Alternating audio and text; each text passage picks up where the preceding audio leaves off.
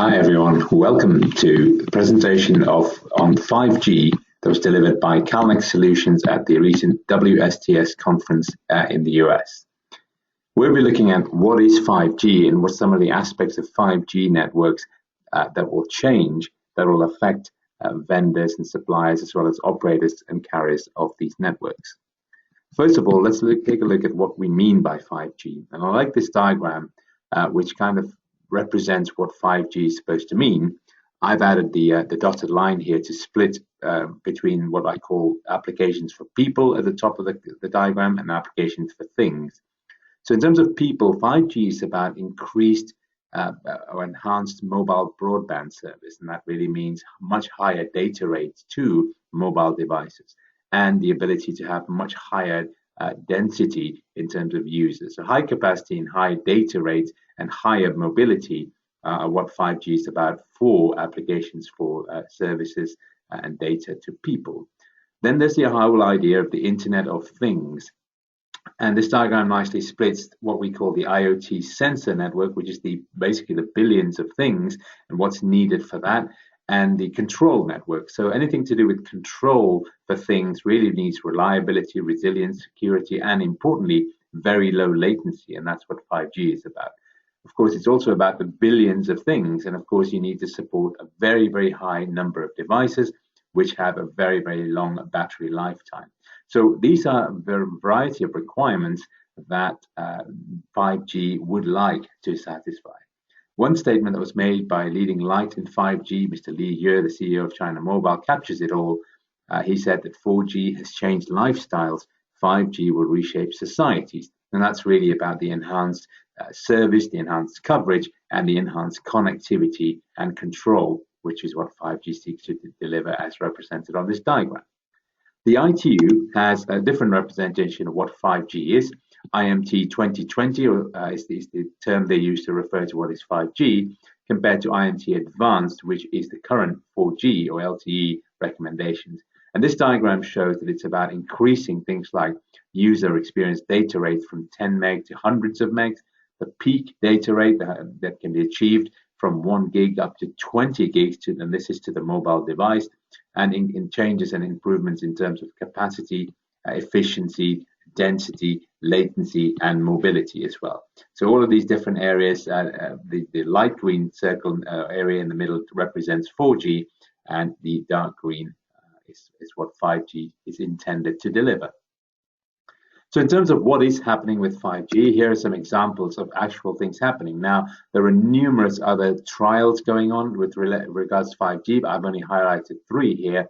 China Mobile is doing a lot of proof of concept testing on the radio access network 5G, and as well as people like SK Telecom, Verizon as well. But China Mobile this year will have a 20-site commercial trial with 6 different vendors in Beijing. And that is the radio of 5G that you'll hear about shortly. The same thing's happening in Japan with DoCoMo. We're going to start field trials, actual users on these services in 2 areas of Tokyo, starting in 2017. AT&T, meanwhile, has also published what we call the path to multi-gigabits to the handset. They're going to improve and enhance their networks in steps, today by adding small cells to the LTE network. Then they will add something called license-assisted access, which gives more capacity by using unlicensed spectrum to those small cells. Then they will start to add the first aspect of 5G radios. In other words, higher frequency, millimeter wave frequencies like 28 gigs, 39 gigs, 73 gigs even, to those small cells before some of the new radio stuff goes into the macro cell and you get true national 5G. Now, this term new radio will be covered in a second, because this is one of the aspects that is changing with 5G. But it's important to note that it's not just the radio, but also the core and the transport network that has to evolve and change for 5G.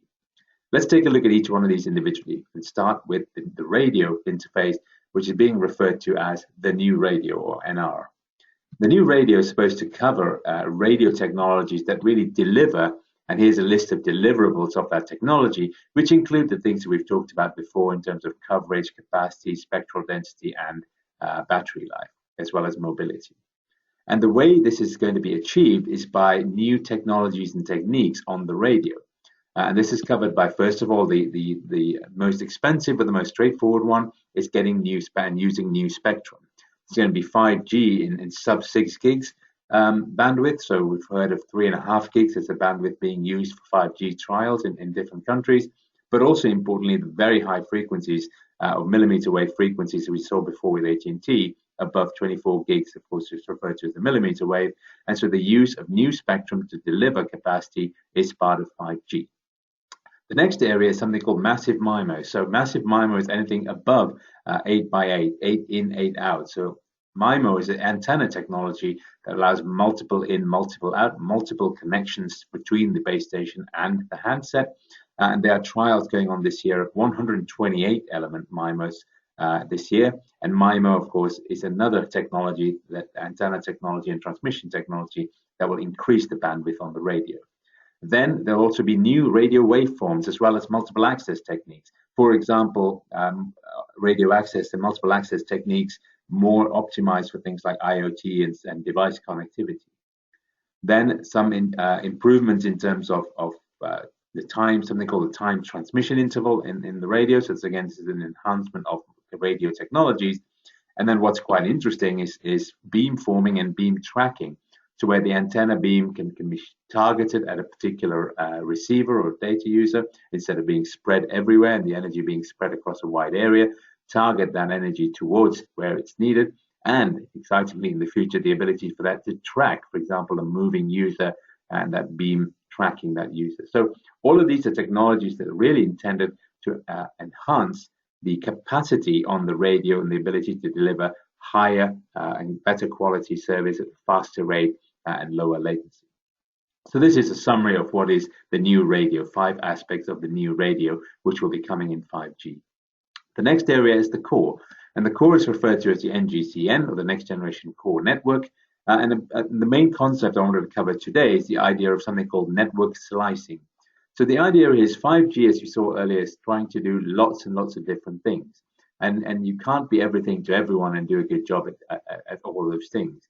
So the idea has come up where different application will use some different aspects of something called network slices.